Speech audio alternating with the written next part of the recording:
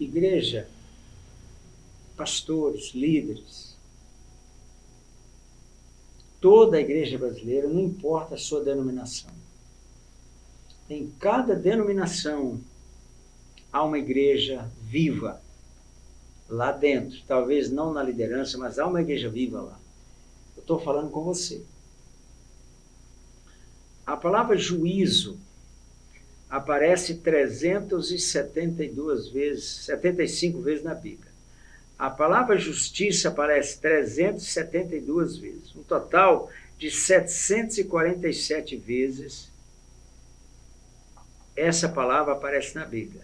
Se for conjugar o verbo aí, tanto substantivo, adjetivo e o verbo, dá mais de 1000.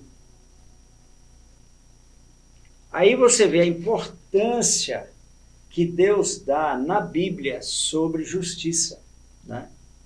Por exemplo, no Salmo 97, verso 2, está assim, ó.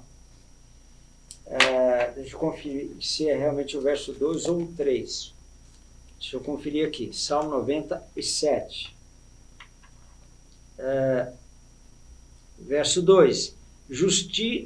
Nuvens e escuridão o rodeiam, justiça e juízo são a base do seu trono. A base do seu trono. Então, é a prática da justiça que vai me dar autoridade espiritual. É a prática da justiça.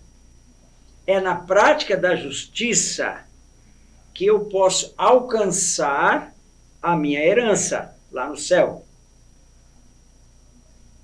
É a prática da justiça que vai me dar autoridade sobre todos os demônios. É a prática da justiça. Então, são a base do seu trono, juízo e justiça.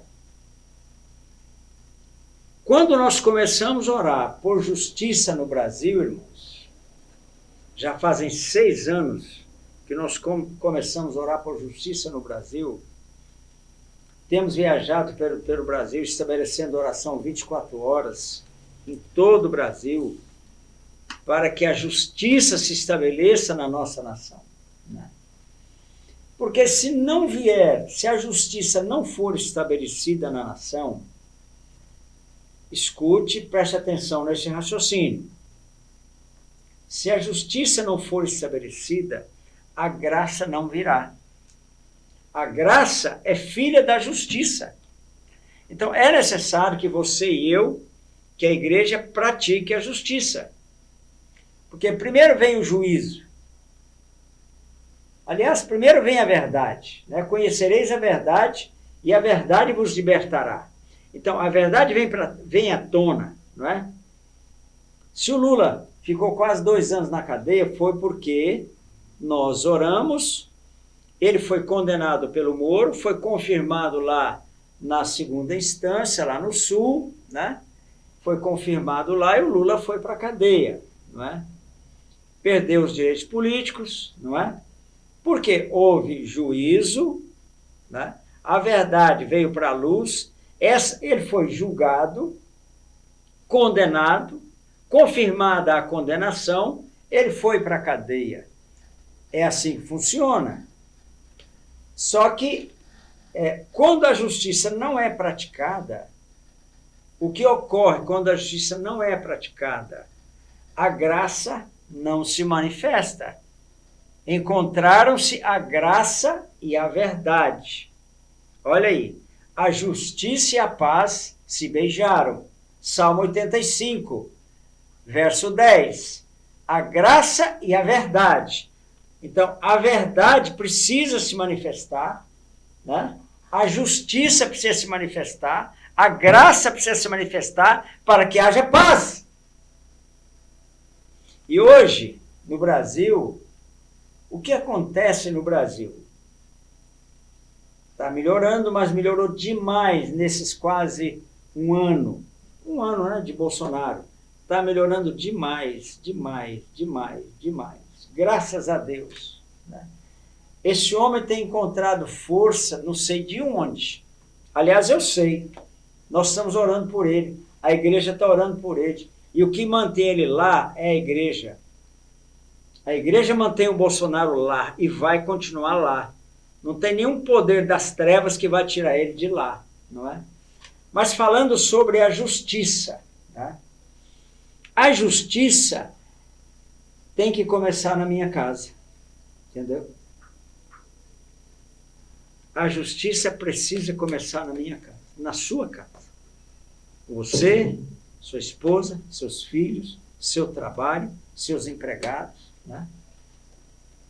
Por exemplo, você sonega, se é empresário cristão, você sonega, isso traz maldição para a sua vida e traz maldição para a sua cidade, se você sonega.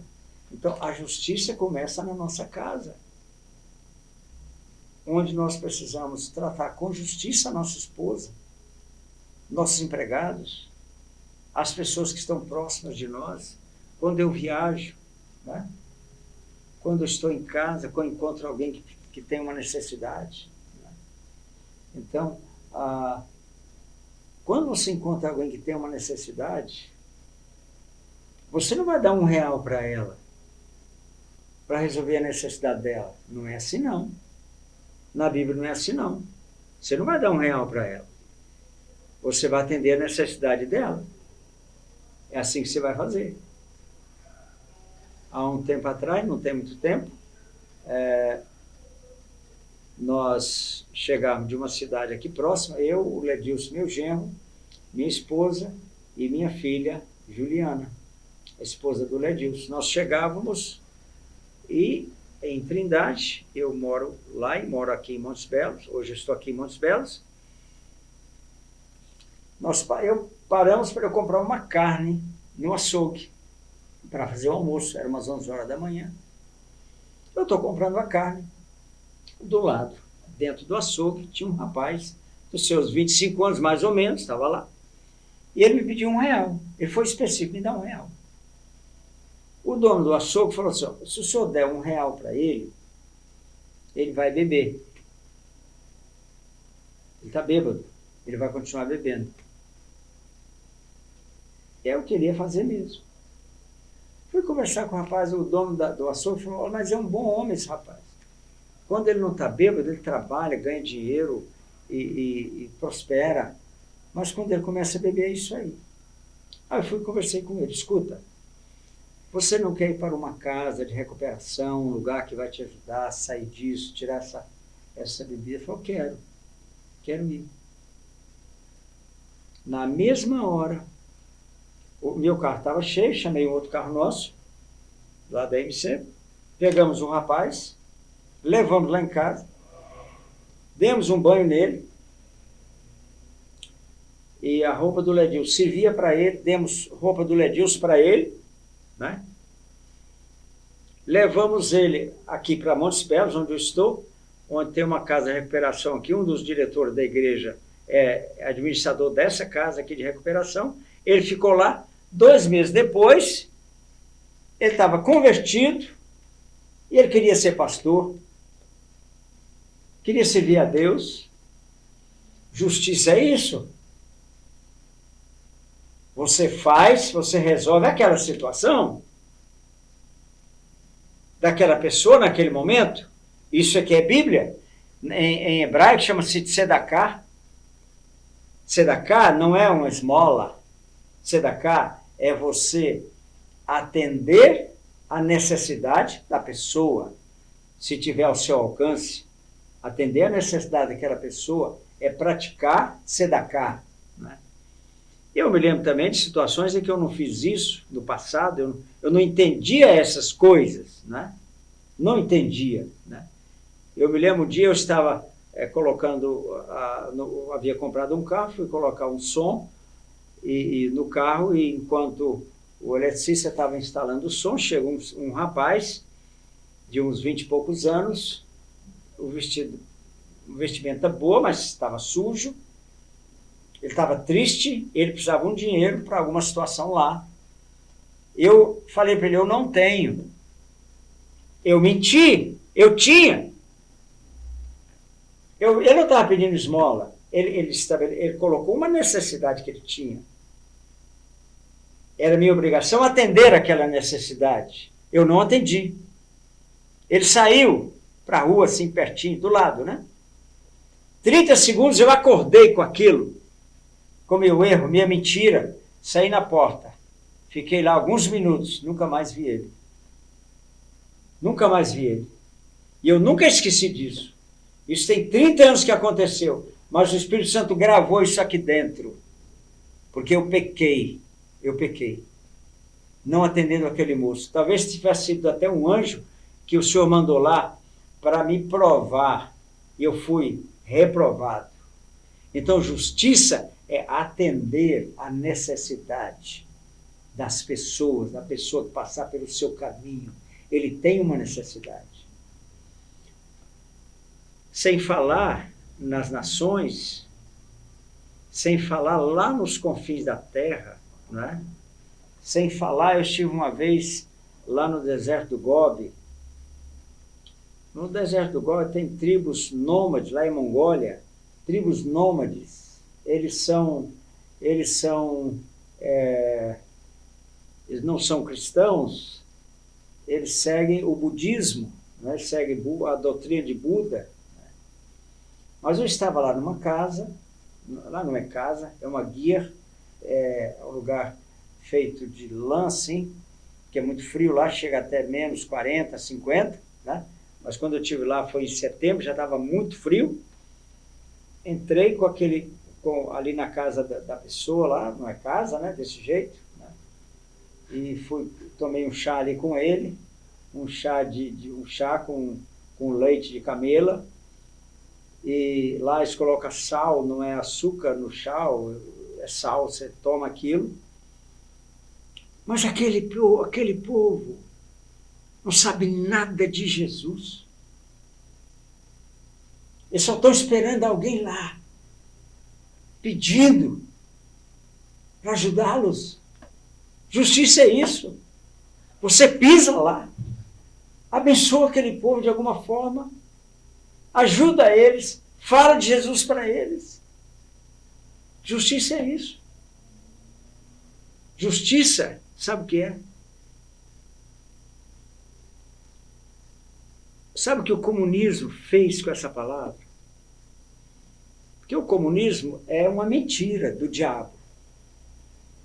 Aliás, o comunismo é a mentira mais bem arquitetada que o diabo criou.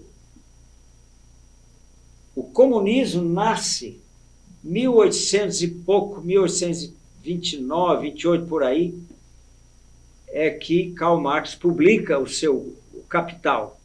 Daí surge o socialismo, né? E nasceu nessa época. Entrou 1917, termina a Primeira Guerra Mundial, logo em seguida Lenin entra em Moscou e ali começa o comunismo. Hoje mais de 2 bilhões dos seres humanos na Terra seguem essa filosofia religiosa. É uma religião do inferno para estabelecer a injustiça em todo o Brasil, em todas as nações da Terra. Estabelecer a injustiça. Então, é o inverso que estão fazendo. Eles estão lá para quê? Para encher o bolso. Estão lá para roubar, matar, destruir. A nossa nação, quando a Dilma deixou o governo, tinha o quê? 3,5 de negativo nosso PIB. Então, isso é injustiça, crime mais crimes, né? Quando ela deixou o governo, 65 mil pessoas eram mortas por ano no Brasil, assassinadas, só assassinadas. Assassinadas. Quando ela deixou o governo, agora caiu bastante, já está, mas está muito, ainda é um escândalo, deve estar em torno de 40 mil mais ou menos, por ano. Ainda é um escândalo, mas já caiu muito, né? Já caiu mais de 20 mil o número de assassinatos no Brasil, depois que o Bolsonaro assumiu. Então, justiça, clame. Isaías 59:4. Ninguém há que clame pela justiça, pois clame. Clame por justiça no Brasil. Todo dia, todo dia. Interceda pelo nosso presidente. Ele precisa da sua intercessão. Fica com Deus.